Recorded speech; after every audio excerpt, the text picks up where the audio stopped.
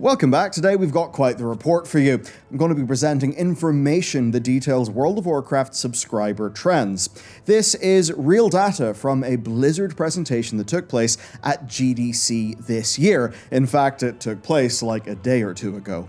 Now, in doing a story like this, talking about a thing that's kind of leaked out, it's got to be genuinely newsworthy, it's got to serve a public interest, and given that we are talking about World of Warcraft sub numbers, I think for the audience here, that is completely obvious. Now, this will be going public eventually. GDC talks always end up being available after the fact in the GDC vault, though often at a decent bit of a delay. Now, me saying this does make it all sound very serious, and in a way it is serious. We are dealing with hundreds of millions of dollars, but mostly, this is fascinating. This charts World of Warcraft's success, its downward trend, it even confirms its lowest point in modern history. Do you want to know when WoW is at its worst? You're going to find that out today. And we even have an internal breakdown of why the Shadowlands expansion failed. And by the end of this analysis, you will have the most accurate possible subscription number that can be done right now, and a subscription number for right now. We will also know WoW sub numbers for its worst periods of health, and we'll be able to compare our workings out to Blizzard and Activision Blizzard's prior statements. I cannot wait to get into this, and if this kind of thing is tickling your brain, getting it whirring, I think you'll love today's sponsor. Boot.dev, their mission is to teach you back-end web development, which is an amazing skill, and in this case, using Python and Go. And they'll of course be doing it the smart way by making it fun. Boot is an online self-paced platform 100% designed to get you writing tons of code, and not just any code, because by working through RPG game-inspired problems, well, it's actually fun, and it leverages things you already know. Boot itself has got quests, levels, XP, and achievements to keep it addicting, and you can even get 25% off your first purchase using my link and code. They have an incredible, very complete and in-depth learning path that also leverages the things that we like, with roleplay being woven through the courses, things like developing and deploying a Pokedex, learning object-oriented programming concepts by working through RPG combat examples. Basically, it's an approach that is leveraging the understanding you already have to help those concepts click and to keep it fun. And what's around the learning matters as well, be it their Discord community, their open communications with their monthly posts, the boot.dev beat, which keeps you in the loop with new content. As an example, they've this month shipped upgraded weekly streaks as a feature. There are community boss battles, so that's also cool. And yeah, there you'll see all the comings and goings of the platform. It's just a really awesome package, and you can check them out today at boot.dev/Bellular, where code Bellular gets you 25% off your first purchase, and that's backed by a no questions asked 30-day money-back guarantee, where they've got free demos of all of their courses. So, cheers Boot, and let's roll. First, we've got a graph of subscribers. This is something we've not got in a decade. Blizzard stopped reporting them during Warlords of Draenor because, yeah, the sub numbers went down pretty damn big. Anyway, you see the numbers be pretty good for the launch of Legion. We see Legion lose players, then flatten out. BFA bumps us up, but not by as much as I thought, to be honest. But immediately after BFA, we do see awful months. And what we're actually looking at here is a rolling average of World of Warcraft subscribers. It does not get any more real than that. Now, at the time of Classic's launch, we heard that it just about doubled WoW subs, and this graph absolutely does back that up. Classic then was clearly helping as we were moving into Shadowlands. Of course, given the pandemic, it just did incredibly well, but that was followed by crippling failure. And when we zoom in, we see the unbroken line is the actual subs, the dashed line is the expected subs. You can see Shadowlands dropped like a rock, and unlike Legion and BFA, Classic existed during those initial quarters of Shadowlands. And looking at this, you may think the TBC and Wrath Classic didn't help much. Remember, TBC, Wrath Classic, and regular World of Warcraft all show the same subscription. So even if TBC was doing pretty decently, that could very much be cancelled out by the performance of Shadowlands. And of course, it's very much not a surprise when we see this labeled as historically high churn. Yeah, we all knew that. The difference here is we're hearing it from Blizzard directly. Now, next, here's another slide for us to look at, and this one gets really interesting. This is a breakdown of why Shadowlands didn't work in their estimation. They say Afterlife setting wasn't accessible, new antagonist wasn't developed, well-known story heroes were diminished. I mean, does that match how Shadowlands felt to you? Certainly does for me. And this, remember, straight from the horse's mouth, is the closest that we will see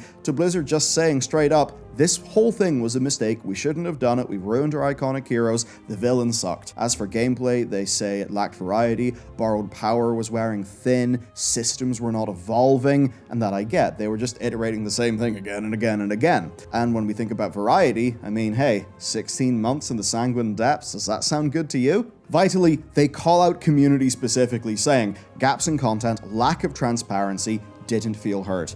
I mean, it's all shit that we said, right? But this is great. And look, from what I could glean, a lot of Team 2 members were not happy at this period of time. There's a phrase I could say referring to some cliques, but I will not say it because it would be revealing and that would be irresponsible. But that kind of thing was going on. And another side is there has actually been quite a lot of staff turnover since the Shadowlands. Anyway, TLDR, it was a little bit of a shit show, and I think that absolutely did show in their public communications. The question then for us is, does the contents of this slideshow feel like it's been internalized by the team? I mean, literally, in some ways. Game-wise, I very much think so. The state of core class design is better than it's been in years. Mythic Plus is at an all-time peak. I've got a report coming out on that next week. By the raw numbers, it is literally the best it has been through all of this current WoW expansion. But let's not get ahead of ourselves, let's go back to some numbers. So we're taking a look at the launch of Dragonflight, and that must have been a terrifying thing for them. Its launch did not bring them back to their earlier Shadowlands numbers. That is dire, and it reflects an abnormally weak marketing campaign, one of their worst expansion cinematics, and an expansion that felt almost unexciting by design, which I kind of understand. How can you have a massive villain arc right after you've tried to pull the jailer? Right after you've wheeled out developers to claim in marketing materials that the jailer's demise is in fact the closing of a book that began in Warcraft 3. That was completely insane. And feature-wise, it didn't have any insane hyper-marketing feature like artifact weapons.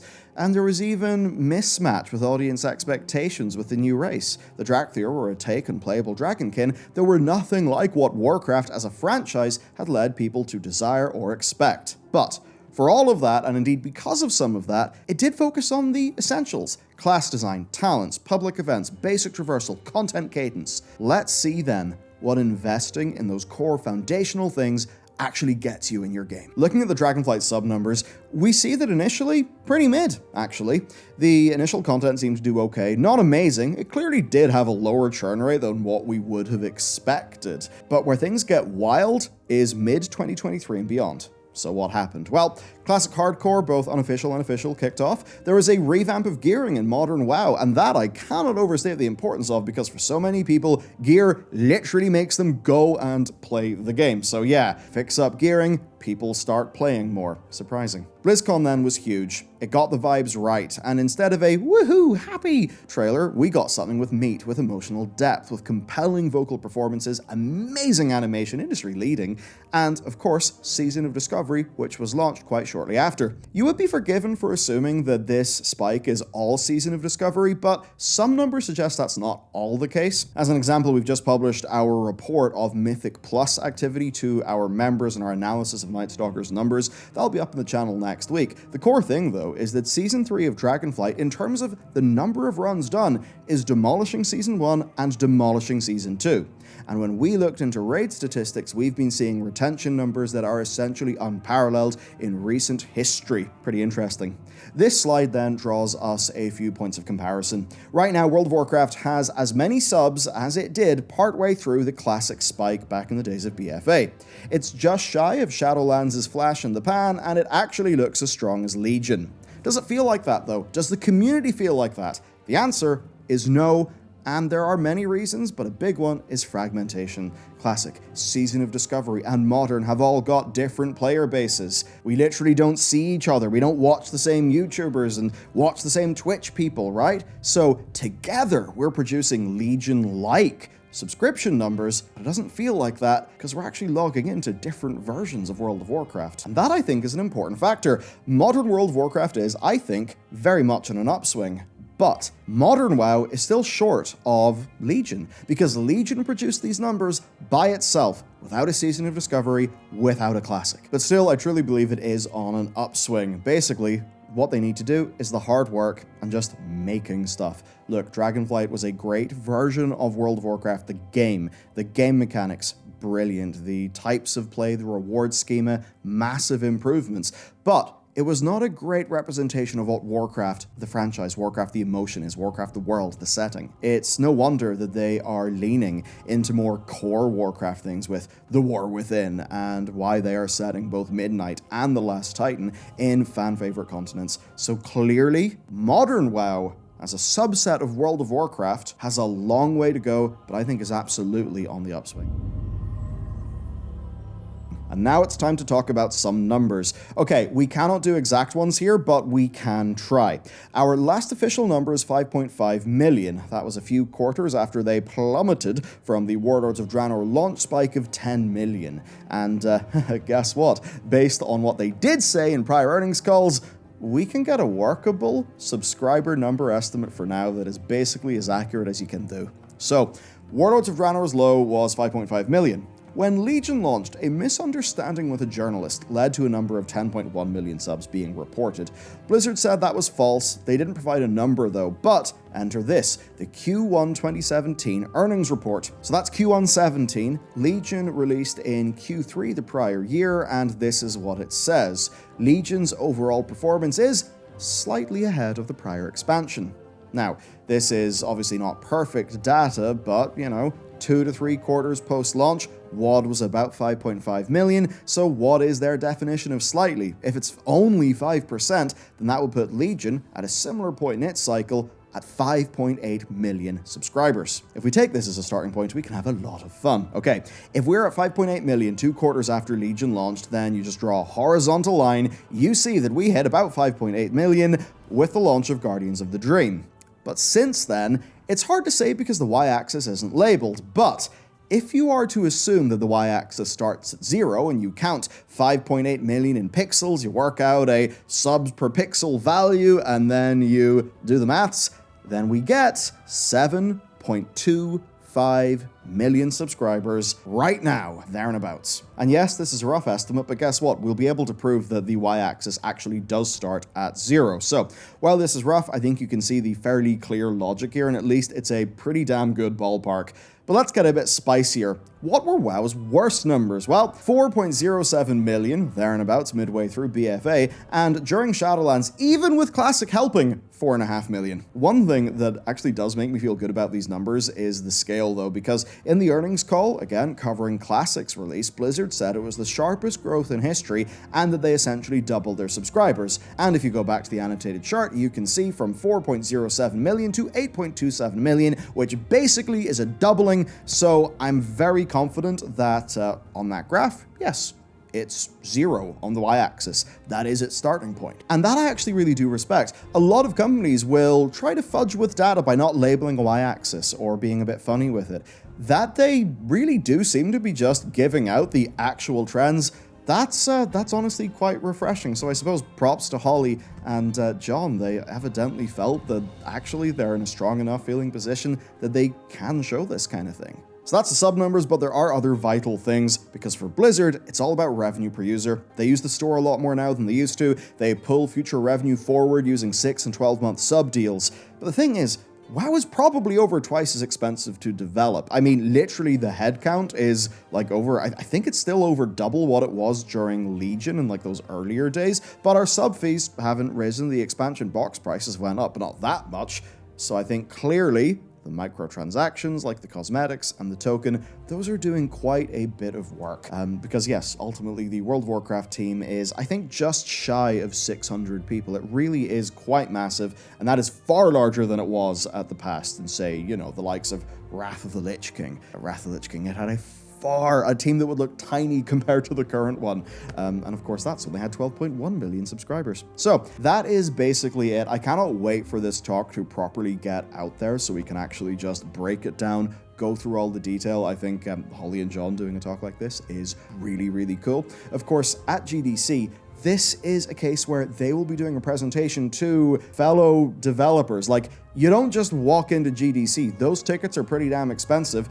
I should know because one of us is over there right now doing GDC things, working out stuff for our next project. Now, to be clear, he did not go to this talk. We learned about this through sources, shall we say. But knowing that this will be going public, not super far in the future, I kind of feel comfortable sharing it because I think especially right now, the community could probably benefit from just a general check-in on the numbers. And hey, who knows, maybe Holly and John will drop some interesting numbers in this presentation when we actually get our hands on it in the near future. That, though, is that. You now basically know what the subscriber trends, I mean, you know exactly what the sub-trends have been for WoW since Legion, and you've got a fairly good idea of how many people are currently paying for a World of Warcraft sub, and that is something we have not been able to say in, well, pretty much a decade. That's kind of crazy. That's it for today's video. I hope you found this one interesting. I mean, goddamn, I certainly did.